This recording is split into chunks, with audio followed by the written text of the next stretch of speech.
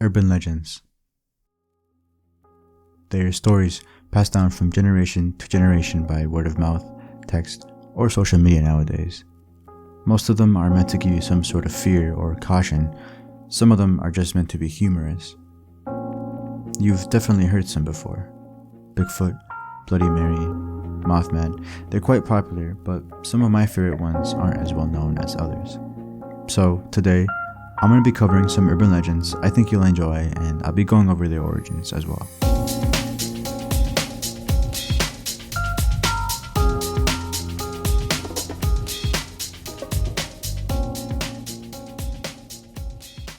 Mexican urban legends are pretty well known in the US. El Cucuy, El Chupacabra, or La Llorona, just to name a few. But there's one legend that takes place in Mexico City, one that doesn't involve any horror elements, but is still one of the most interesting stories I've read. The legend goes like this. On October 25th, 1593, the governor of the Philippines, Gomez Perez Dasmariñas, had died. During an expedition, his galley was attacked by Chinese pirates, and they split his head open. As a result, the Philippines needed a new governor. About a day had passed since then, and some soldiers were ordered to guard the governor's palace while everything was getting situated. One of these soldiers was Gil Perz. He was tired from the long shift. He started to feel dizzy and exhausted, so he leaned against the wall and rested his eyes for just a moment. After a couple of seconds, he opened his eyes, but he wasn't in the palace. He wasn't in Manila or the Philippines at all, for that matter. He was actually in the Plaza Mayor of Mexico City, 8,800 miles away from Manila.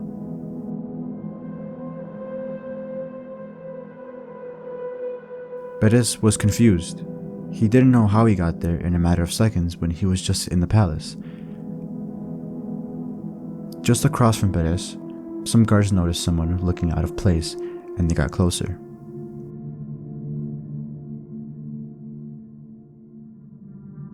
They noticed that he had a different uniform on, so they approached him and asked him who he was. Perez told them everything, that he was just in Manila guarding the governor's palace because he had just died the day before. But because Mexico City was far away, and this is the 1500s, the news wouldn't get to Mexico for another couple of months. So, the guards placed him in jail believing he was a deserter, and to explain his sudden transportation, they accused him of working for the devil. It wouldn't be until many months later that a ship would come to Mexico bringing news of the governor's death. One of the passengers from the ship recognized Perez, saying he saw him guarding the governor's palace a day after his death. So the authorities released the soldier, and he was allowed to go back home to the Philippines. And that's the story. I think it's pretty cool. It's not your usual urban legend, and it has a happy ending. But with all urban legends, there's the question of whether this is real or not. In 1908, Thomas Hanvier told a story in the December edition of Harper magazine. This is actually where the name Gil Perez came from. No one else before Hanvier told a story with the soldier named Gil Perez. His version was based on a different version by Luis González Obregón, published in 1900 in his very own book, Mexico Viejo, or Old Mexico. In that book, he cites that story from an earlier story in 1698 by Fray Gaspar de San Agustin in his book, Conquest of the Philippine Islands. He states that the story is 100% fact, but he did not name the soldier and theorized the transportation as witchcraft.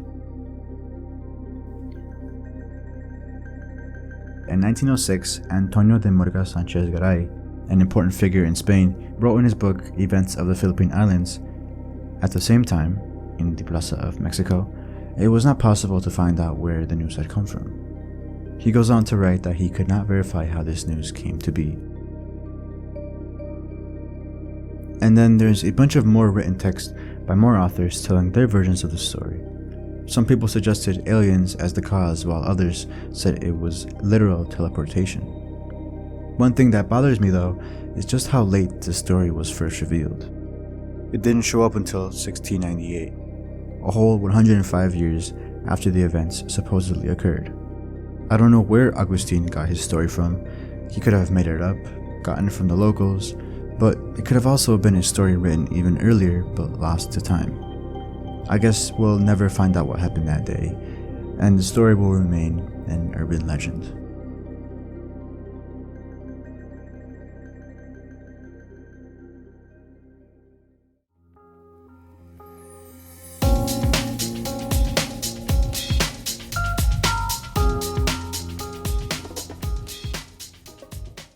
Near the turn of the century, a young woman and her mother were on their way back from a vacation. Her mother had fallen deeply ill, so they decided to stop in Paris and book a hotel room. They were given room 342, decorated with rose-strewn wallpaper and plum-colored velvet curtains. Then, the older woman collapsed on the bed. The daughter summoned a house doctor. After examining the ill guest and talking excitedly in French with the hotel manager, the house doctor told the young woman that her mother was seriously ill and must have some medicine, but the proper medication could be found only on the other side of town.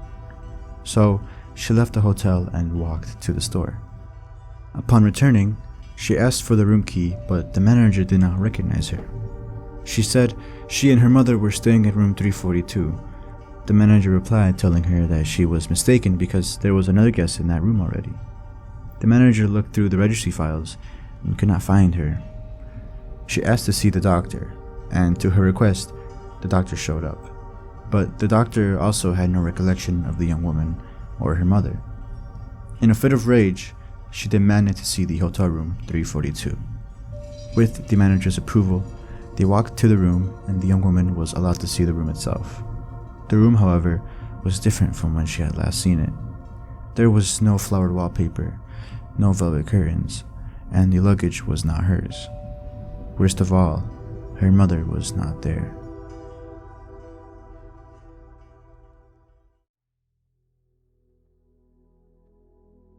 The common theory surrounding this mystery is that the doctor discovered that the older woman had the bubonic plague, and while not threatening at all nowadays thanks to modern medicine, it was extremely deadly and contagious back then. The doctor knew that word getting around of the bubonic plague in the hotel would cause mad panic in the city, so he conspired with the hotel manager to send the young woman across town, all while the staff of the hotel worked together to get rid of the older woman and change the appearance of the hotel room. This story has been circulating around many times throughout the years, as a novel, short story, episode of a TV show or film, with different times, places, and details added or eliminated. Some claiming it to be a true story. Let's have one more look at the strange story of the woman and the lost hotel reservation.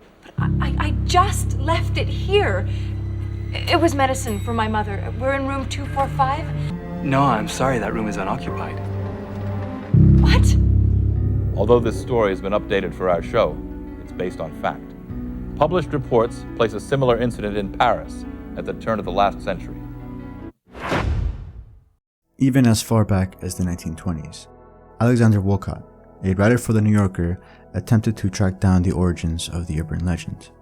In 1929, Woollcott discussed the vanishing lady/hotel room in The New Yorker. Woollcott believed he had solved the mystery when someone from the Chicago Tribune in 1912 pointed out that the story was invented 30 years ago in the editorial rooms of the Detroit Free Press, when Carl Harriman was the paper's facile young columnist. So, Woollcott called upon Harriman to put this whole ordeal to rest, to see if the story was invented out of thin air by him, or if he had heard it somewhere in his travels. Harriman replied to Woollcott saying, "Whether I invented the story or whether someone told it to me as an anecdote and I expanded on it, I cannot for the life of me tell you after all of these years." So Woollcott did not close the case, as he said in his book. "I beg leave to doubt if any man could invent a tale like The Vanishing Lady and thereafter forget that he had done so." And I agree with him. It's a pretty dark story with a cool twist. 80 years later, co-investigator and urban legend researcher Bonnie Taylor Blake took the case for themselves, and they actually found the article originally written for the Detroit Free Press, but it wasn't by Harriman. One of these tellings, published on 18th of September 1898 as Porch Tales, The Disappearance of Mrs. Neebe, is attributed to Kenneth Herford. We tried to learn about Hereford, but could capture only fleeting glimpses of him. Interestingly, his path paralleled Harriman's early career. Like Harriman, Hereford attended the University of Michigan.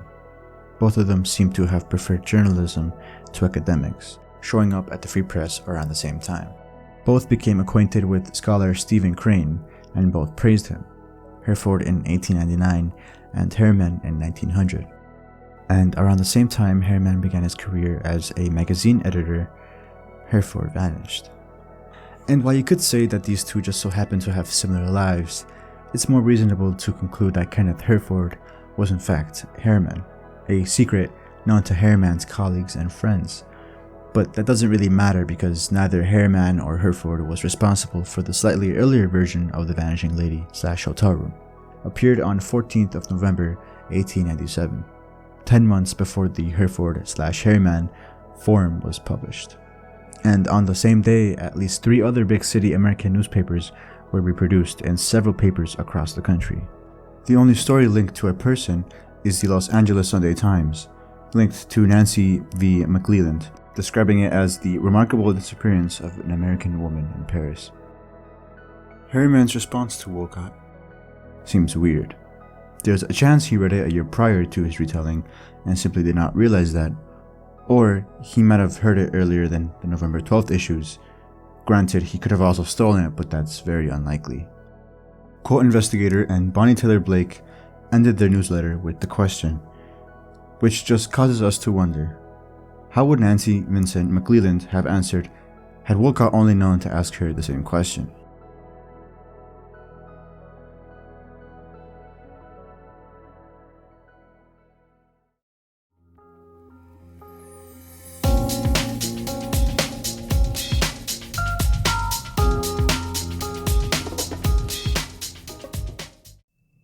Christ Church Cemetery in Oistins, Barbados, was the site for a string of unusual events in the early 19th century. The mysterious events all seem to evolve around one vault, the Chase Vault. The tomb belonged to the Chase family, a rich family with the head, Colonel Thomas Chase. The Chase family purchased the vault in 1807 when they needed a resting place for Mrs. Goddard. The second family member to be buried at the vault was Mary Chase. She was only 2 years old when she died in February 1808.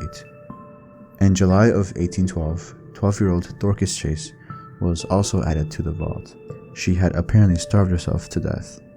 All 3 members were placed in heavy metal coffins, neatly and properly within the vault. The door was a massive stone that required 6 or 7 men to move and was cemented by masons. In the late months of 1812, it was time for Colonel Thomas Chase himself to be added to the vault. He had apparently committed suicide, so when they opened the vault to place the colonel inside, to their surprise, they found a disturbing scene. All 3 coffins previously placed were found in a confused state, having been apparently tossed from their places as if they had been flung in the air and came crashing down. Family members immediately assumed that the tomb had been vandalized, making that the official verdict, even though the door was cemented and the coffins were so heavy they required 7 men to move. Despite this, the coffins were rearranged and the vault was sealed. Again, the vault opened to receive the body of Samuel Brewer MS, an infant, and the 4 coffins, all of lead and very heavy, were thrown about. In 1816, a Mr. Brewster's body was placed in the vault, and again the coffins were badly displaced. Each time that the vault was opened, the coffins were placed in their proper situations, that is, 3 on the ground, side by side, and the others on them. The last time the vault would be opened was in 1819. The governor of Barbados, Lord Combermere, was present and ordered the vault to be unsealed at a time when there was no one to be buried. They found again the coffins appearing to have been violently thrown about, some with their heads down and others up. No footprints or other disturbances were observed in the sand that covered the floor of the vault. The coffins were removed from the vault and properly buried. The cause of the event was never found to this day.